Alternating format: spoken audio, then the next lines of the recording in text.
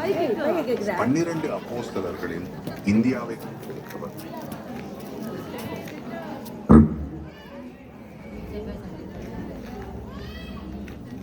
12 அப்போஸ்தலர்களில் இந்தியாவை வந்தடைந்தவர் புனித தோமையார்.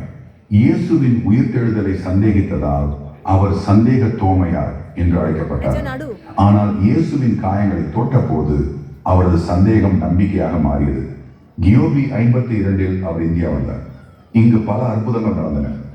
ஒரு மன்னன் அரண்மனை கட்டச் சொன்ன போது புனித தோமையார் பணத்தை ஏழைகளுக்கும் நோயாளிகளுக்கும் கொடுத்தார். மன்னன் கோபப்பட்டான்.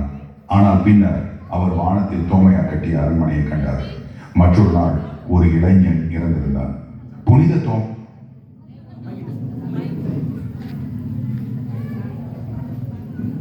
ஆண்டவரே, என் தேவனே, நீரே என் கடவுள். நம்பினேன் நம்பினேன், என் கடவுளை நம்பினேன். நன்றி. நான் தான் தோமையார், இந்தியாவின் முதல் புனிதர். நன்றி.